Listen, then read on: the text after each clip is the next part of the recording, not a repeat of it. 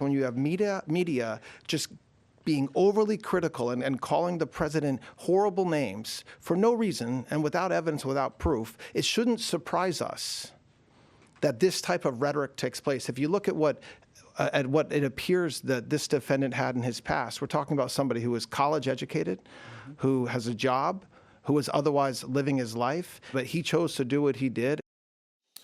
So Acting Attorney General Todd Blanche blaming rhetoric for helping fuel threats against President Trump. In a new op-ed, our next guest warns how easy it can be to justify dangerous actions and raises questions about whether today's rhetoric and online culture can lower the barrier to violence. Psychotherapist and Therapy Nation author Jonathan Alpert joins us now. You got a new book that really goes into this.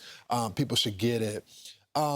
I was going through your op-ed, and you talked about the people that explain these actions away. And you're seeing this, they become patients. The question is, where are they getting this from? Well, they're getting this from everything that's out there, whether it's social media, whether it's left-leaning politicians.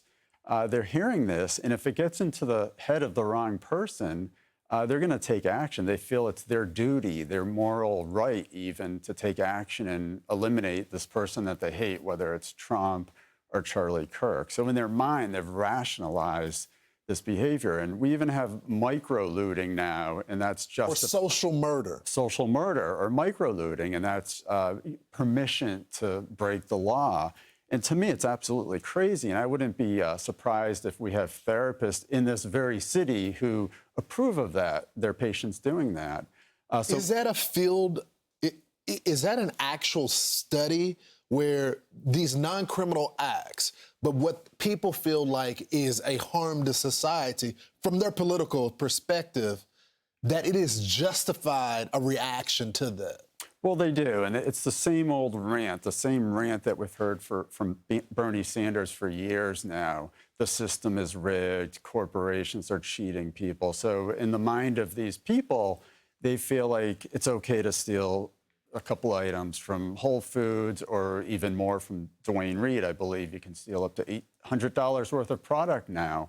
So they justify it. They don't feel like they're hurting anyone, but it is actually hurting a lot of people. It drives prices, it ruins communities, it ruins neighborhoods.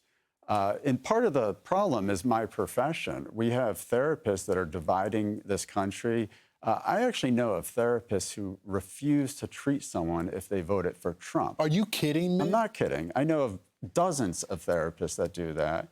And I say we need to get back to a time like when after Reagan was shot, there was great unity in this country. There's great affection for Reagan.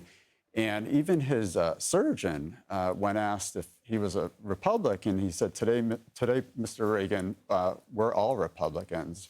So if we could only get back to that time, I think we'd be in much better shape.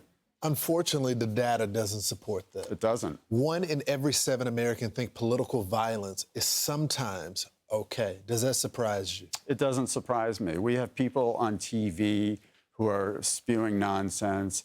We even have mental health professionals on TV who talk about the harms that someone can do if they voted for Trump, and they advise people, just cut them out of your life. And that's the wrong message. The message that we should be giving is work through your differences. Friends and family should absolutely transcend any one political figure. But unfortunately, over the past several years, that's not what's happening. Scary. It is. You got the new book. It's called Therapy Nation. People should get it. Jonathan, thank you so much for doing it. Thank you so much, Lawrence. Be sure to like and subscribe for all the Fox News latest on YouTube and catch full shows streaming now on Fox One.